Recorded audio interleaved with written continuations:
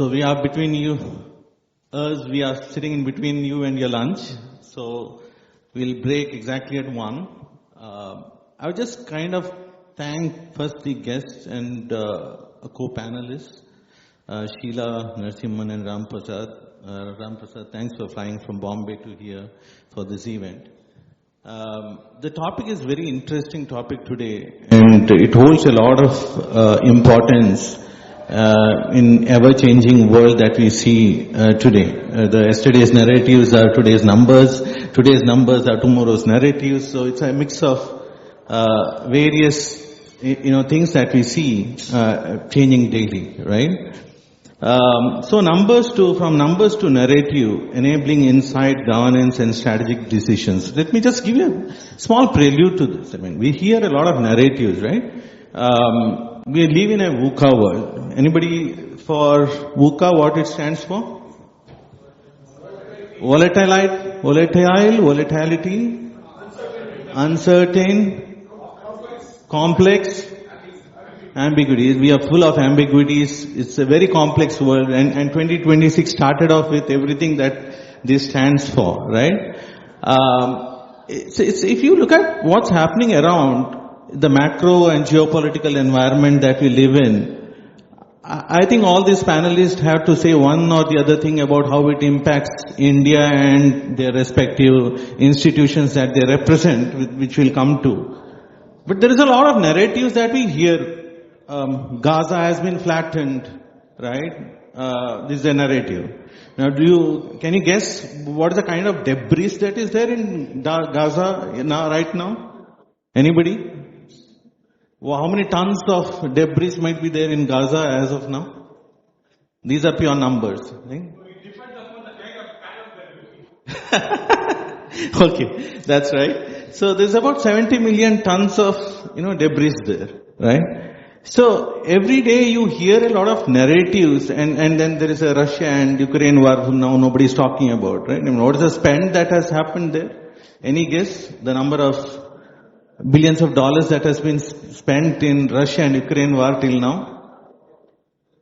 The numbers are like crazy, $480 billion.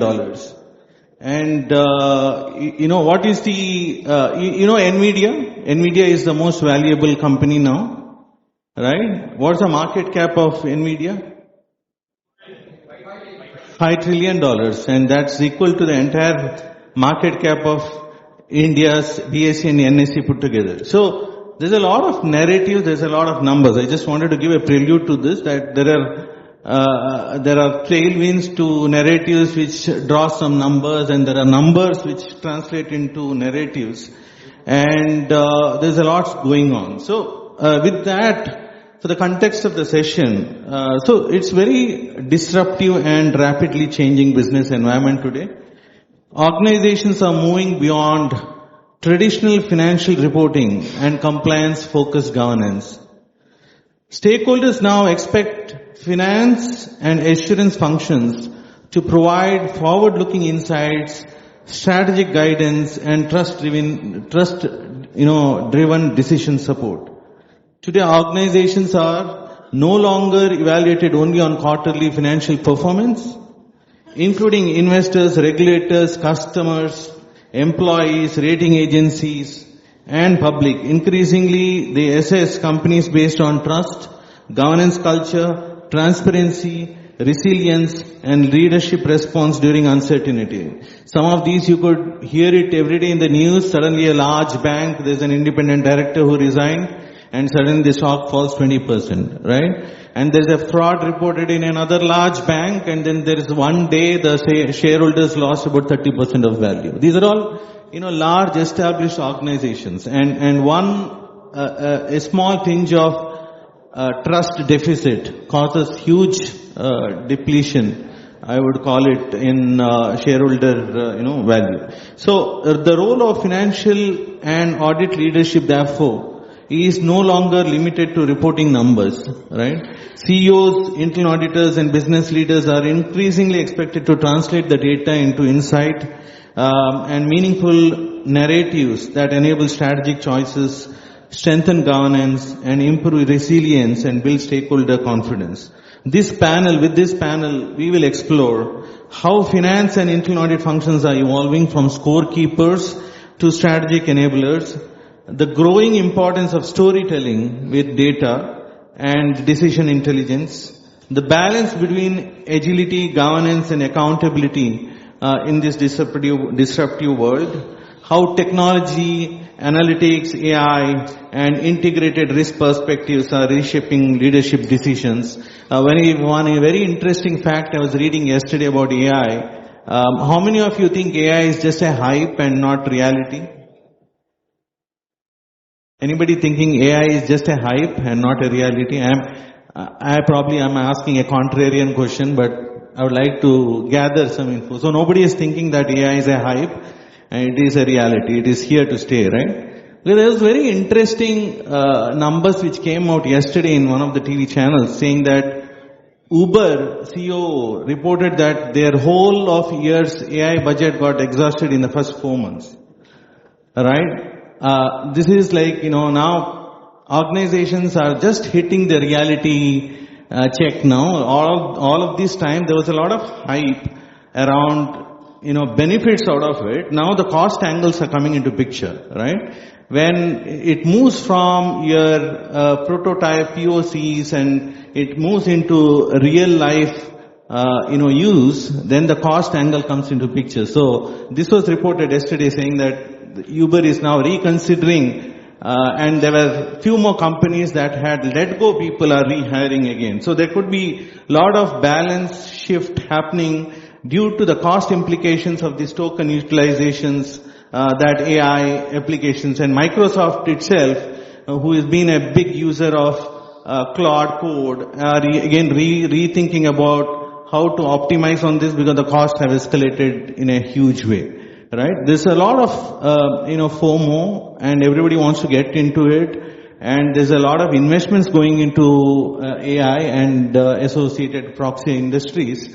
But we don't know whether this is a bubble. I mean, if you heard about Michael Burry, who is a contrarian investor who identified very early stage the 2008 bubble, housing finance bubble, right? He's a hedge fund investor who did exactly the opposite of all the other investors in 2008. He knew exactly that this housing bubble is going to bust. And so he invested $1 billion against all that. He shorted them. And he is the only one who made a lot of money from the 2008 bubble. So Michael Burry has now taken a leverage position for, Nvidia and a couple of other companies. He thinks the valuations are skyrocketed and it is not it's not a reality. Right? With this, let me just request Sheila and then Narasimhan and Ram Prasad to kind of give 5 to 7 minutes overview on this topic about what you think about these numbers to narratives and how in your sector this is evolving. Right? Thank you so much. So, I'll just start with, I don't know how many of you are in the old generations, but I can see many young generations sitting, where we all started manually. I think I have also started manually accounting, with the ledgers, reconciliation, TB. I think it takes 2-3 days to prepare a trial balance, then another 2-3 days to make a balance sheet and P&L. At that time, I believe that the accountant or accounts people are more on to secure or accurate numbers is what the priority we had, and make a good balance sheet and P&L and close the audit. That was one of the purposes we have seen when I started my career. But now, and at that time also, if you see, the data was limited. Okay, and the data was within the finance. It will not go beyond the finance. Everything was within the finance fertility. But now, as the age, goes, we have seen that data is everywhere. You can see in any platforms the data. How to read the data? It is fragmented. How to read the data? How to apply to our industry is one of the key elements that I have seen in the past 20-25 years of my experience in CA. Now, as the data is overloaded, the leadership team also requires finance to give more information like why you need, what, how, what is these data which we are going to present to the management. It is not that the numbers we present, we really need to go deep dive into each numbers and say that what is a value addition that is being given to the industry or to the organization. So the shift has happened actually from a secured, we were the bookkeepers to the interpreters of numbers, which is which we again interpret to the functional performance and also to be a strategic partner along with the CEOs.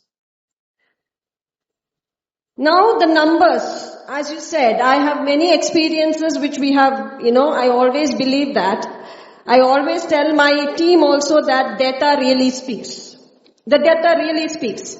If you come with any questions, I usually ask them to go back and check the data and come with the past 2-3 years of data. Then you will see the analysis, you will speak on the data, and I'll give you some examples which I have experienced through the data. So, in order to sum up, I just want to tell that the CFOs are now not only bookkeepers, we are just the leadership or the CEOs are looking forward for us to give more information on data rather than the bookkeepers. Thank you.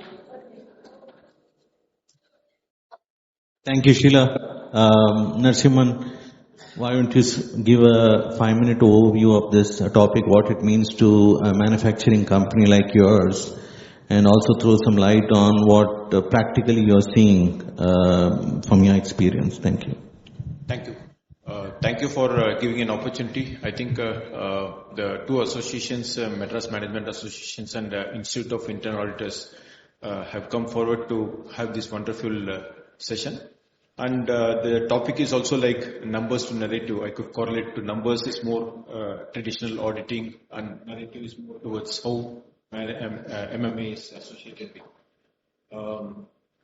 Speaking on the topic more specifically, if you could correlate to whatever I have gone through in typical manufacturing organizations, is what Sheila also told. The people are more looking at the narrative part, because numbers we all know, okay, it is all generated, somebody is doing the transactions, and that two transactions, somebody is just probably keying in, or even some transactions are even triggered by ERPs and things like that. So the numbers just come out. Okay. So, and then we were in the traditional sense, we were preparing from the base numbers, we were preparing sort of statements and then comparing variance and things like that. And now things are more looking at the narrative part. The more because generally most of the stakeholders, they know of the past, except that the numbers we people convert whatever has happened. For example, people know what is a turnover we have achieved, or people know how many tons of manufacturing output or how many products we have come out, we have sold, sort of thing. All those things are translated to the financial statements, but more the narrative is, I would more correlate to what lies ahead. That is what people are more looking at, because they know the past. Okay, we are summarizing the past, so they are more looking at how from the past we are looking at to the future. Future when we say for next 1 year, next 6 months, or whatever we have planned, what we are ahead. Are we as per the plan? That's what people are more looking at. And along with that comes what are the things which is happening around us. What is yes, we do have great plans, but then there are many things is not depend upon on us only. It all depends upon external market. Okay, we would have come out beautifully, but then we require a lot of external support, whether suppliers or employees or the customers or the industries, or even if it is not directly impacting, just because world economy is going through, Indian economy is going through. All those things are futuristic. So that is what, and it's all about, you cannot except for preparing some budgets as in the number format, it's all about the narrative of how we look forward and how it is well supported. That's what people are more looking at from a narrative. All the stakeholders, whether it's internal management or the employees, they all look forward how we are going to perform as per what we have planned. And then the investor community, all those people are more looking at the narrative part. For example, even before we all know that there are many listed companies and unlisted companies. Even before we come out of the results, our analyst community has already prepared the results. Okay, they are just seeing, and then we all see in newspapers that we have met the expectations, or we are a fair amount of preparation is already being done by external people. So that's how. So it's more about narrative, and that is what we are looking at. And narrative they want from us, because already they do have the narrative. Okay, all the stakeholders probably they do have narrative from the industries, competitor, what is happening and everything, and how it is correlated to us. So that's what we people in finance fraternity focus on, how we understand the narrative part and how we are able to communicate and how we are able to translate from numbers to narrative. These are the main views. Thank you. Thank you, Narasimhan. Ram Prasad, why don't you give us a perspective of internal auditors as a profession and internal auditor as a function of an organization? What is the expectations of the board and the audit committee that you interact with, and what do you see the management expectations from the internal audit in this particular, topic of numbers to narratives? Yeah, thank you. Good afternoon, everyone. First of all, I'll thank both the association for giving me this opportunity. Before getting on with the topic, let me set the perspective on out of finance. I will just go to another field, which is cricket. If you happen to go to the year around 1990, there was a very young cricketer with a lot of potential. He was put into play for the nation. The very first innings, he was out for a duck. Second innings, again he was out for a duck, dropped from the team. And after about 2 years of solid local domestic cricket, comes back for the second innings in his career, duck. Second innings, he scores a single, again dropped from the team. Again, after a couple of years, is given an opportunity. Both the innings, he scores a 0. 6 innings, with just 1 to his credit, he's back, he's going to prepare again. If you have to see on the batting average, it's fractionate, right? 1/6. Numbers suggest he's a flop show. Can never get an opportunity ever. But again he performs well in the domestic cricket. There must be a particular selection committee which must have spoken about numbers. This I'm speaking about in 1994. Someone must have spoken about, saw this particular person's potential, again gave an opportunity to this particular player. And that particular player went on to score 6 double centuries. Also, he became captain for his national team. I'm speaking about Marwan Atapattu. So if numbers have to only decide someone's future, it may not give you the right perspective. Numbers are like your rearview mirror. It shows you where you are. But what you have to look forward is on the windscreen ahead, what realize it's going to be out, in the future. So the current team of finance professionals, while they have a lot of data to speak about it, but if you restrict it to only the data which is available on hand, it only speaks about what was in the past. But the narrative and the activity that a particular finance professional is expected now is to look in the future and then mention what prospect is going to come up for the organization to take a question on. So just to touch on the internal audit part, when we go for audits, rightly when I was mentioning it, you have a lot of data around. So we can look at the data and speak about the data, but being an auditor, our role is to also see futuristically, is there any control lapses in the team? So this information putting forth to the management and to explain what lies ahead requires a proper storytelling. I would say,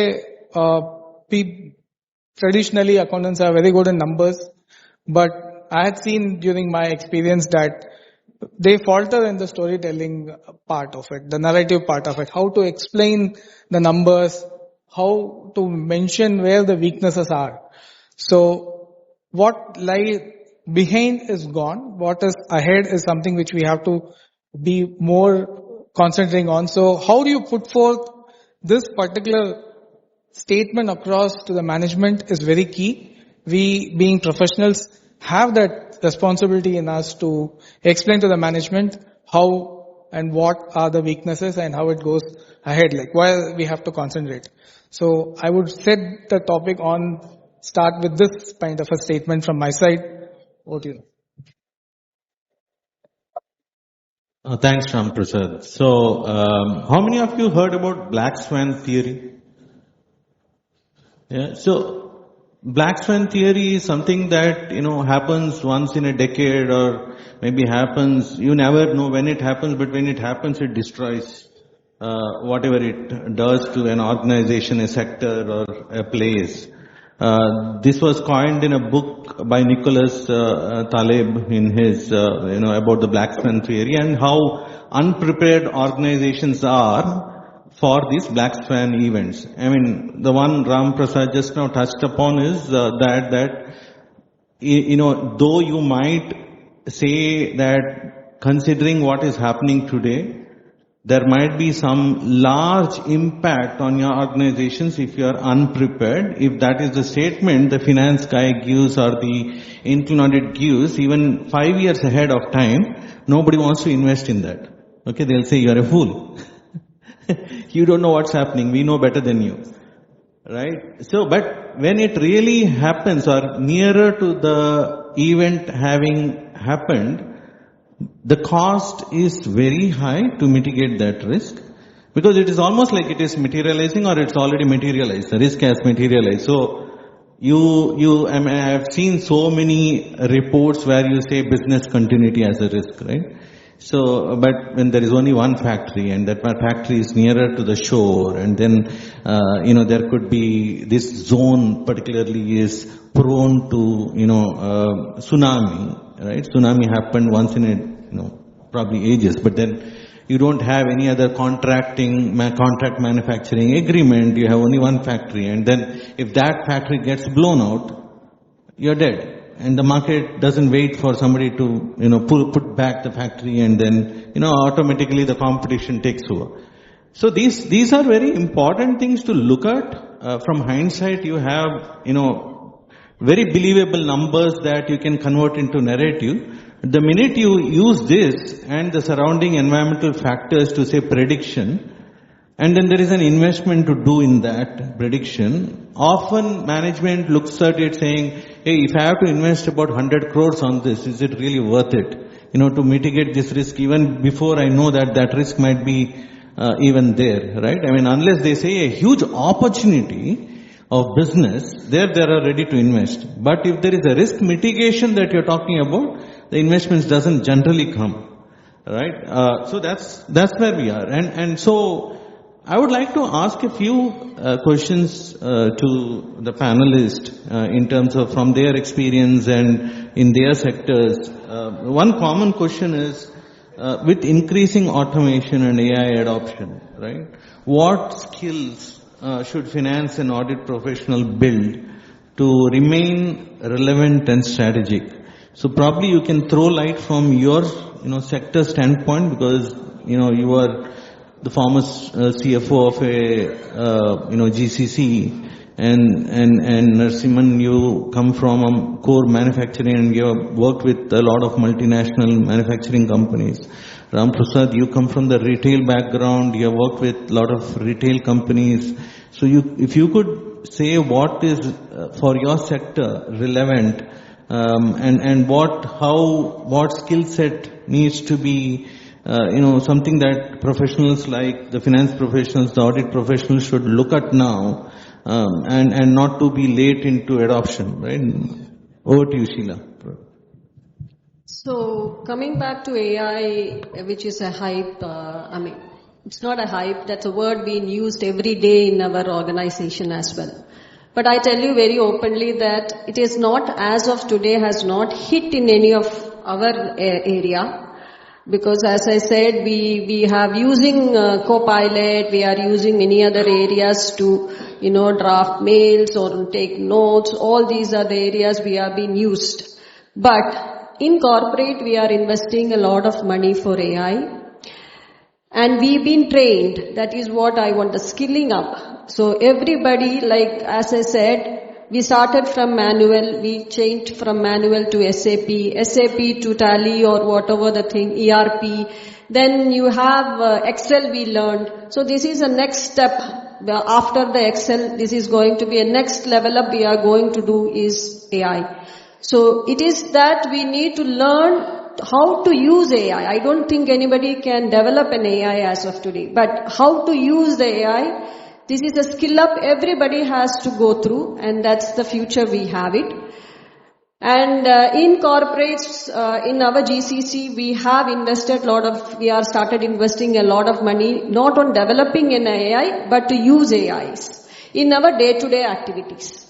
So in our team, we give or we promote people to come up with the ideas that can use AI. So we, promote those, and we have a team of AI in the corporate where we present our AI informations. Then they will tell you whether it is an AI or a bot or an automation. So there is always a confusion between AI, automation, bot, everything. So we need to identify whether they are the data which we have it and converting the data into AI, developing is a real AI or an automation. So there is a team to whom we present and they approve that, okay, these are the areas where AIs can generate, and AI really need to improve your cost. It is not that something you bring in and it doesn't have an output, they will not take it. So at the end, it should give a cost impact efficiency to the company so that AI is being promoted. So for me, everybody has to identify what is the difference between automation and AI. Second is you need to skill up. Everybody who is sitting here has to skill up the learning of AI, how to use AI. It is not that learning AI. How to prompt, how to use AI. And try to use this AI in our day-to-day activity initially. And as the organization or as the AI grows in the world, we will also grow together inside the world. That's it. Thank you, Narasimhan.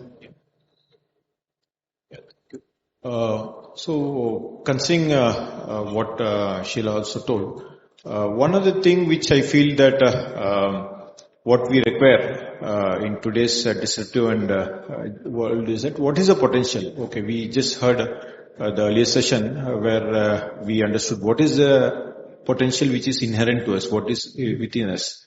At the same time, there are a lot of potential within the existing setup which is already there.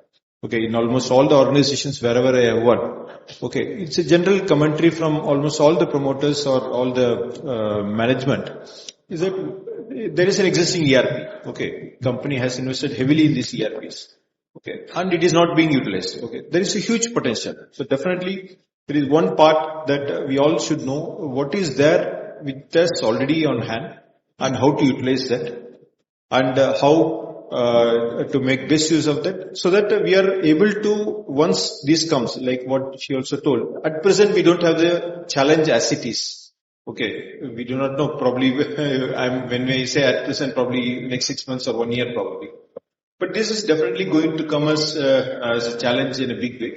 Okay, we all know that 30, 40 years since the IT has come, ERPs has come, it has always been the challenge at that point of time. It poses a big challenge. Okay, people have adapted to ERP. There are people who are resenting or not accepting the ERP and could not take it forward. So this is definitely a reality we are going to face. So for facing that reality, probably the step which we can take now is that, of course, we have to learn all these things, whatever is happening, so that we are prepared, and what is the potential which at present we are having, and how we can, once this comes, we will be able to better prepare. Just like how from a manual we cannot go into to AI probably. We know what is there in the ERP. Okay, so and that is helping us. So then there is a lot of potential.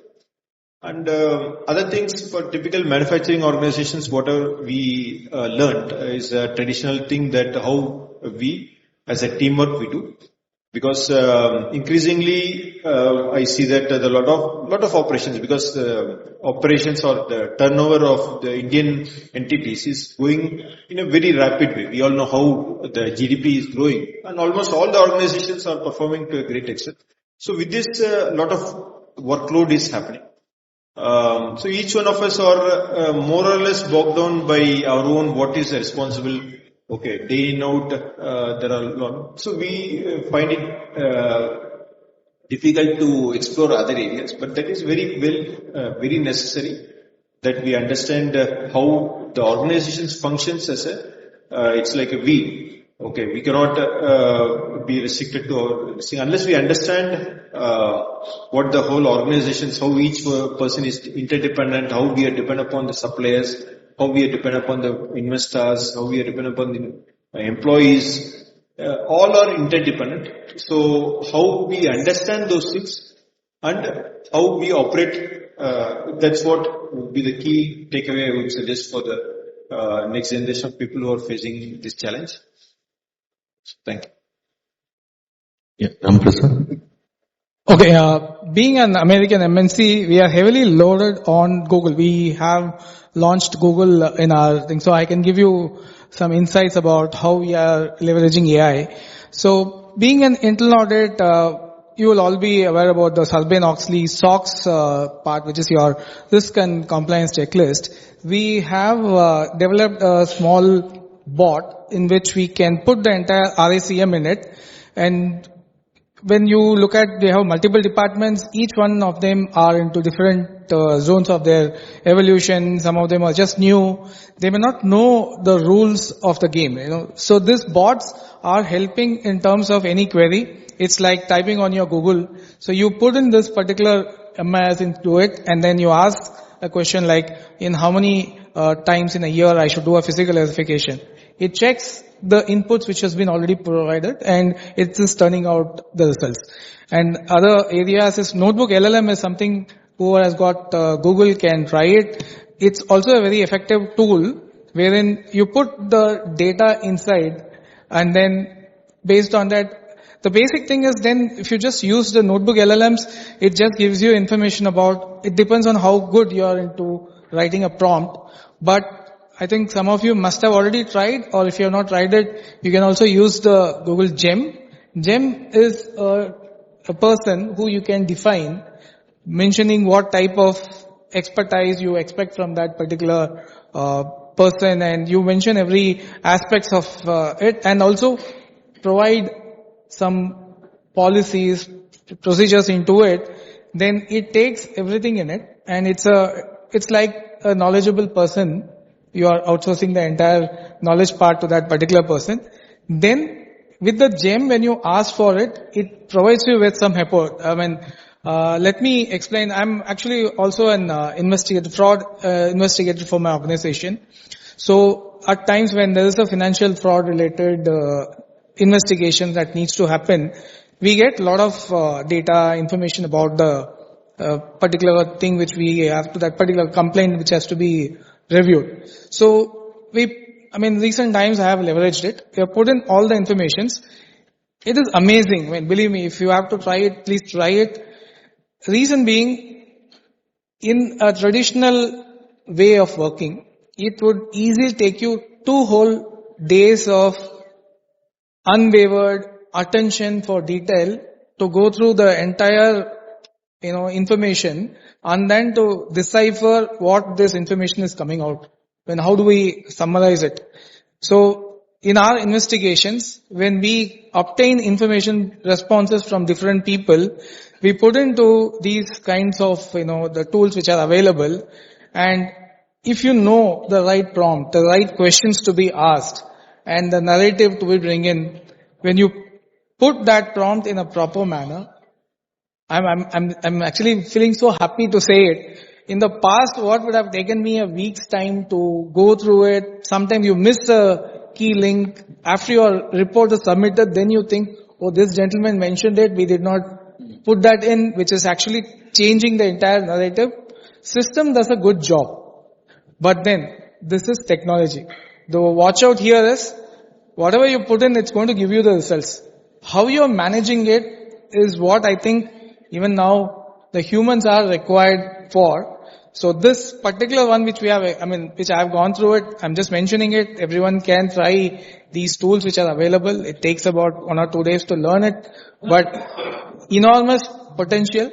We are making the mission more knowledgeable, but we should not outsource the thinking part. Maybe the laborious data crunching and accuracy can be with the AI, but if we outsource the brain part, the important part, then it's a risk. It's a risk. In a later discussion, I'll just elaborate on that. But otherwise, for a starter, it takes care of 100% of what is required without any bias. It throws out the results. How do we use it is going to be the challenge, which as humanity we should try to learn how to use them. That is my statement here. Thank you, Ram Prasad. That was insightful. Another softer part of this whole, topic is I think various speakers spoke about the culture and the trust. So are culture and trust merely leadership narratives, or are they really drivers of resilience, governance and long-term value creation, especially in the current world where there's a lot of macro geopolitical trust deficit? How does it reflect upon within organizations? What do you give very, the thought about the culture of the organizations and, we are talking about trust building within the organization. Though these two are very important from an organization standpoint, you need to trust each other, you need to make sure that there is a, whole lot of weightage given to this culture and the trust. With this whole scenario, the dynamic world that we live in, does it still hold the same importance? And if so, what organizations are doing about it?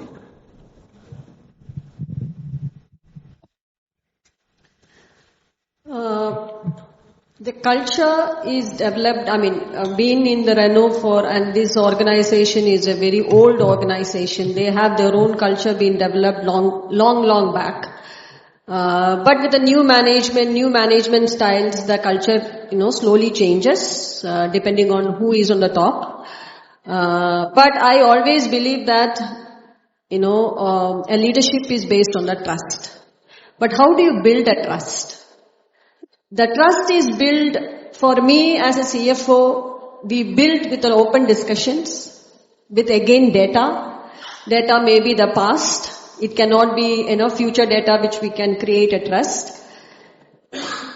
And with the long open conversations, we build the trust on, with each other. And the culture is very important in that case. How do people being accepted? Being in an organization where it is all French, I'm the only one Indian, sometimes in an organization where we're all being led by French team. And I think that I'm the first CFO to be appointed as an Indian CFO for Renault Nissan, and earlier everybody was a French. It was difficult for me to enter into the trust of the French person because the culture is different. So we really need to adapt to the culture where the culture of the organization. We might be an Indian, but I've been working for French and Japanese for quite a long time now. So the trust we really need to build in their own way of culture, And I had a very tough time with Japanese because the Japanese doesn't accept a woman leader. So that's another culture I have been through. And for the French, it is entirely different. They accept a woman leader and, go ahead. So, culture gives an important where you grow. And I am also on the verge of saying that the trust is built on the basis of the culture. And again, I always go with an open mind set and also based on the data. I've been very transparent with the data. I'll be very transparent with the, reports which we have, and we will give everything what the corporate asks for. So that's how I build the trust and, Thank you. Of course, this culture and trust, it is not restricted to just being part of.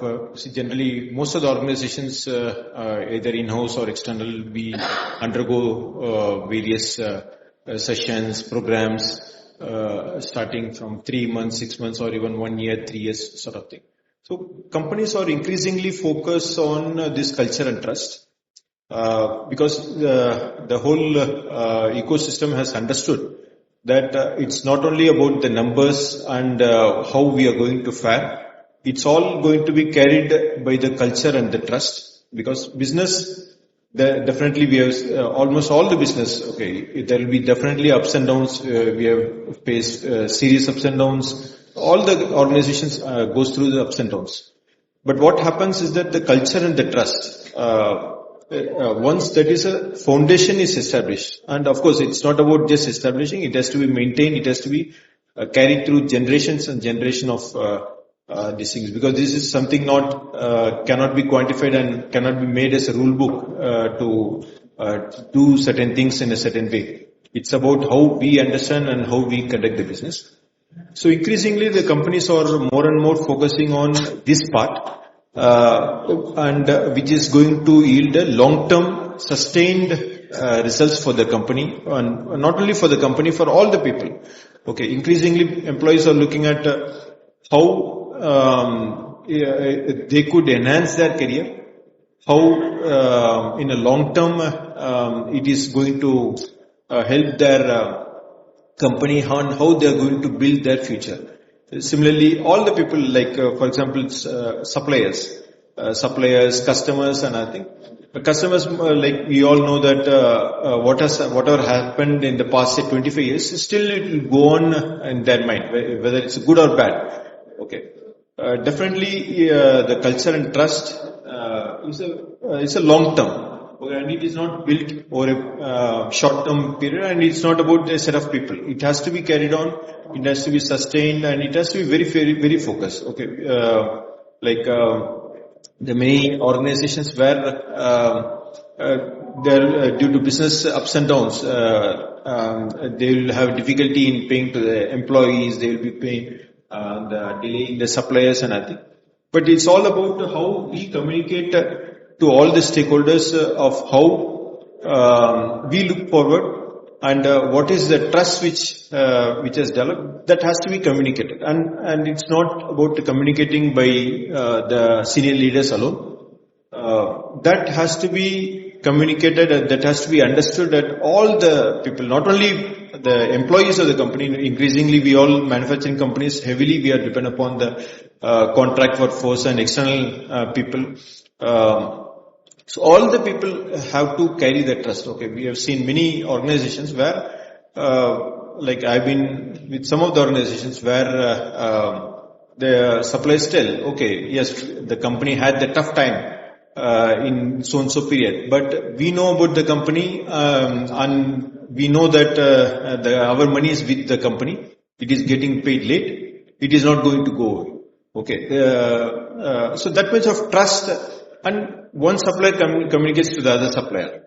Or it could be the other way also. There could be some notions getting built up if there is a bad experience. Some people are okay, you joined this company, better you should have checked with me.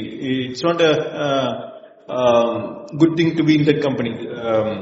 People lost jobs, people did not get increments, promotions. A lot of things are biased.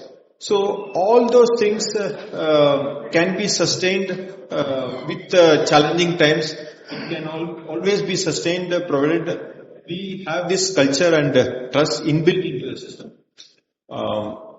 That's the core what I have experienced. Thank you. Okay, let me mention about culture. It's a very important factor, like for us, which I'm coming from an American organization, right? So what happens is it's also branding how you are positioning yourself in the industry. So one of the major things which comes up for MNCs is that how we run the business. So anti-bribery is one of the key things here. We ensure that none of our executives, like the organization doesn't give objective that at any cost you have to do this number. That kind of a narrative is never given. You have to do the business in an ethical manner. That's the very prime. You may miss out on a number in a certain quarters, but if you lose your brand, your image, then your whole business in that country can get impacted. So being auditors, what we usually do is like very simple things. In a contract with the enter, we just see if those key, terms are clearly called out on anti-bribery. And if you go to a office, say a warehousing location, we see for the posh related communication is there. The culture is, it is not doing business at any cost. It is doing business in an ethical manner without flouting any of the rules. This kind of a thing, when it comes from the leadership team to the employees, first it assures them, gives them that assurance that we are not doing anything wrong. If we falter on the number, still it's okay. But we should ensure, because it's the sustainable, like how Mr. Rashima also mentioned, you are doing a business which has to be sustainable for decades to come. So if a wrong culture gets into it, then you understand, it will be then few years, then you may lose the entire business. So these two aspects are very, very important, I would say, for running a long and a very sustainable business, especially giving that good night's sleep to the employees. I had worked in Indian organizations before, and when I'm not to name why and what kind of things they ask us to do, sometimes people are asked to do some things, right? But during that time, you feel really afraid internally if there isn't conflict. What I am as a person and what the organization is asking me to be. So that kind of a conflict should not be there in a person's mind. So it's very, very important, I would say, to have a very good culture when it comes to the way organizations are managed and governed.